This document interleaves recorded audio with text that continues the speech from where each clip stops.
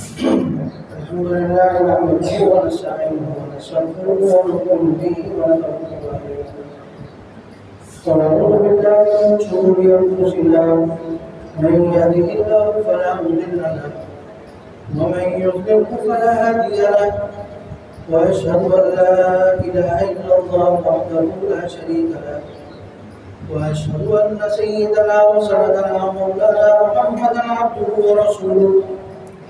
أما بعد فأعوذ بالله من الشيطان الرجيم. بسم الله الرحمن الرحيم. من كان يريد حرث الآخرة نزد له في حرثه ومن كان يريد حرث الدنيا نؤته منها.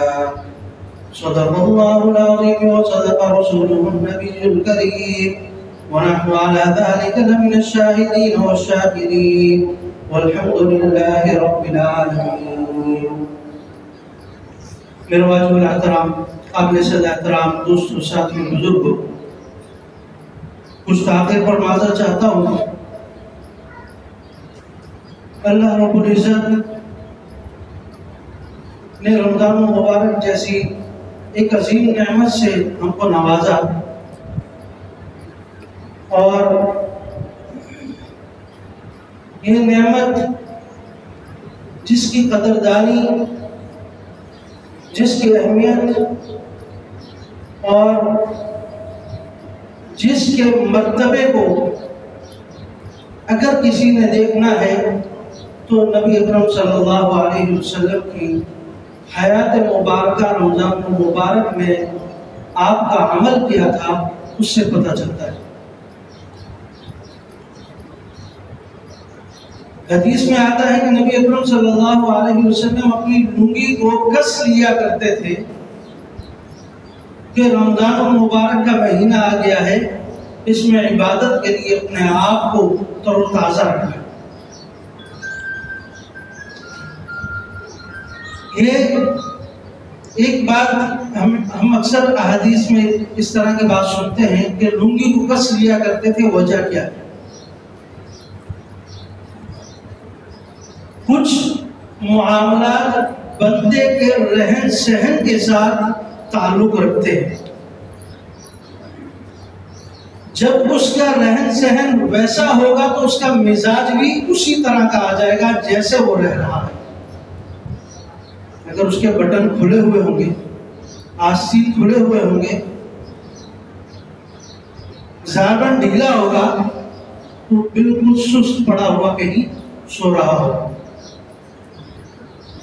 لیکن اسی کے برعکس جس نے اپنے آپ کو بند کیا، بٹن بند کیے، ویسٹ کوٹ پہنی، رومال رکھا،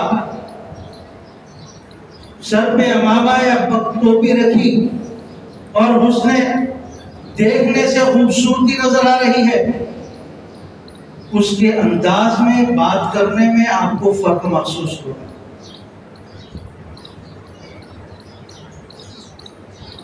آپ نے دیکھا ہوگا یا سنا ہوگا بعض نے، یہ جو کال سینٹر پر لڑکے یا لڑکیاں بات کر رہے ہوتے ہیں، حالانکہ ان کی تصویر آگے نہیں جاتی،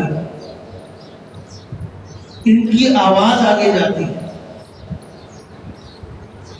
بعض دفعہ ریڈیو پر آپ سنتے ہیں خبریں یا کچھ اس طرح کی چیز، وہاں اس بندے کی تصویر نہیں آ رہی ہوتی.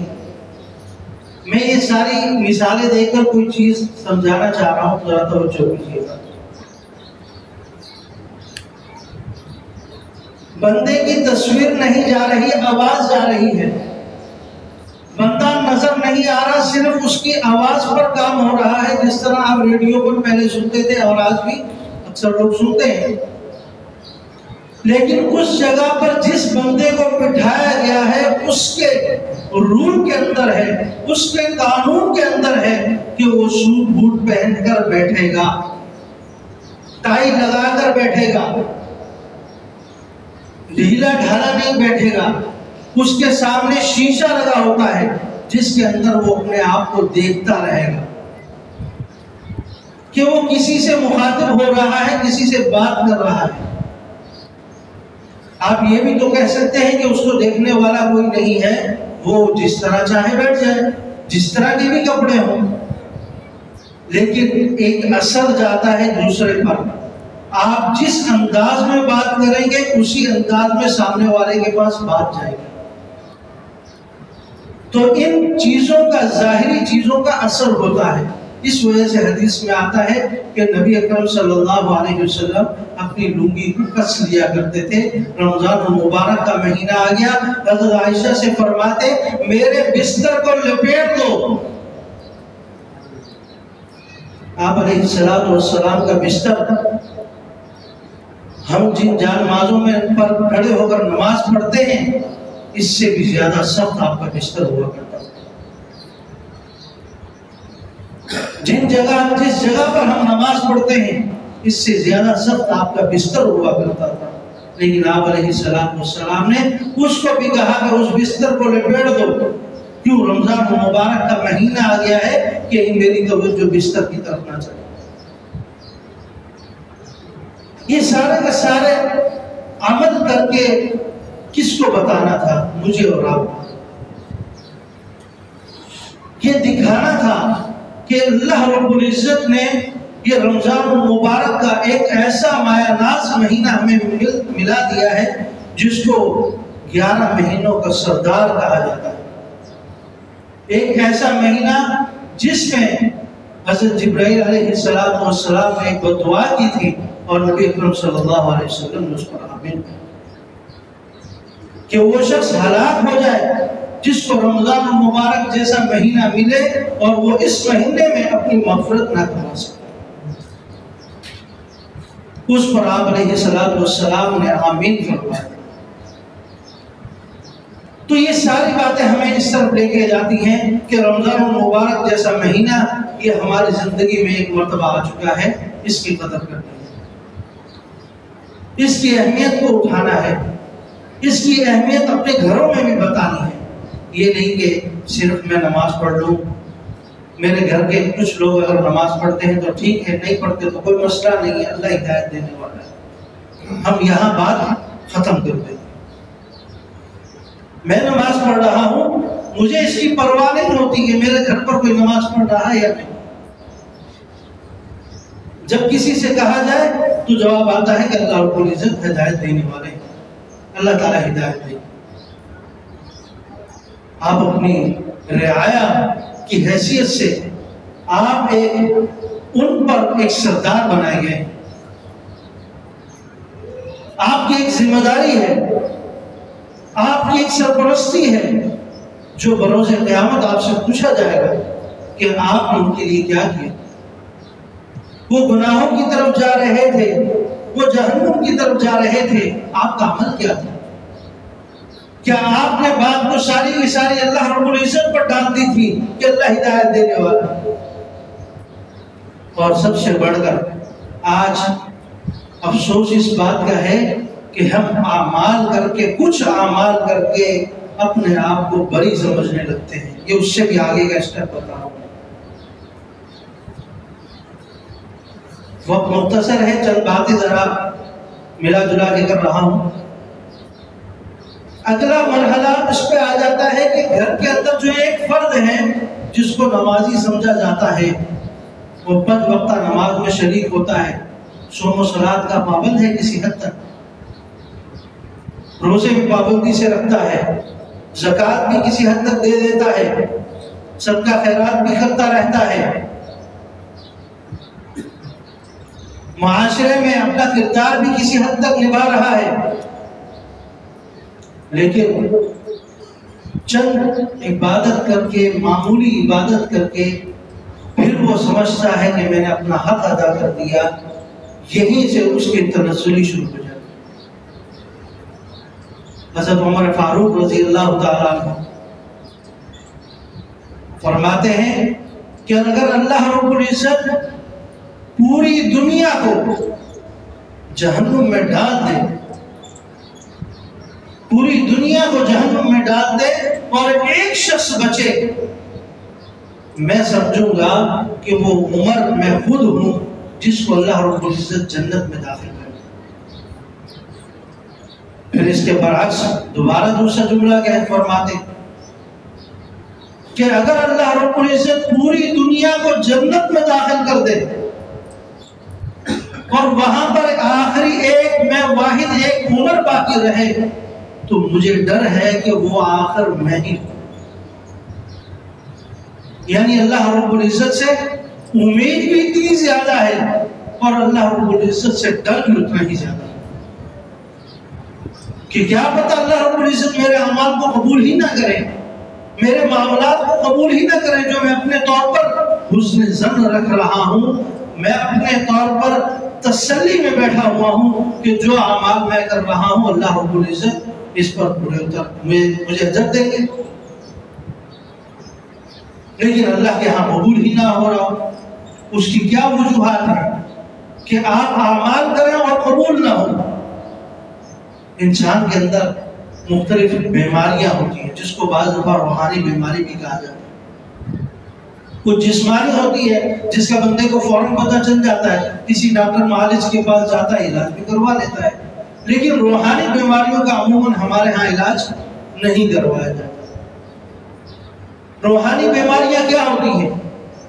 کسی کے ساتھ ناچاکی ہو گئی، تعلقات خراب ہو گئے، اب زندگی گزر جاتی ہے اس سے کبھی بات ہی نہیں کرتے، بالکل رستے اس طرح جدا ہو جاتے ہیں جس طرح حضرت عمر رضی اللہ تعالیٰ عنہ کو دیکھ کر شیطان اپنا رستہ ہٹا لیتا تھا، اس طرح ہمارا رستہ ہٹا، نہ اس کے غمی میں نہ اس کی خوشی میں پھر کبھی شریک، بالکل تعلقات ختم کر دیں۔ اور بعض دفعہ یہ معاملات سگے بہن بھائی کے اندر بھی آ جاتے ہیں۔ دوسرا کسی سے کینہ، بغض رکھنا، حسد کی بیماری، یہ چیزیں روحانی طور پر اندر آتی ہیں اور بے وس ہو کر رہ جاتی ہیں۔ ایک طرف سے آدمی اعمال تو کر رہا ہوتا ہے لیکن دوسری طرف ان اعمال کی وجہ سے وہ چیزیں ضائع بھی ہوتی ہیں۔ میں تہجد کا پابند ہوں لیکن یہ میرے اعمال میرے تہجد کے تمام اجر کو ضائع کر دیتے ہیں۔ میں تراویح میں 20 رکعت میں کھڑا بھی ہو رہا ہوں لیکن یہ اعمال میرے ان تمام عبادات کو ختم کر رہے ہیں۔ پھر یہی ہوتا ہے کہ رمضان المبارک جیسا مہینہ میری زندگی میں کئی مرتبہ آ گیا لیکن میرے اندر کوئی تبدیلی نہیں آ رہی۔ ایک طرف نبی اکرم صلی اللہ علیہ وسلم کی حدیث ہم دیکھتے ہیں، وہ شخص ہلاک ہو جائے جس پر رمضان المبارک کا مہینہ آئے وہ اپنی بخشش نہ کروا سکے۔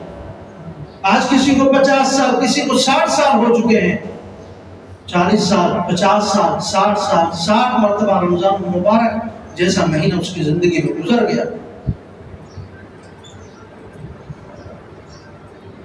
ان چیزوں کو خود ٹٹولنا ہے، اپنے اندر خود دیکھنا ہے۔ جس طرح ہم اپنے گھر کے اندر ایک چھوٹی چھوٹی چیز کو دیکھ رہے ہوتے ہیں، اس طرح اپنی زندگی میں، اپنے بدن کے اندر، اپنی جو معاملات ہیں ان میں بھی اترنا ہے۔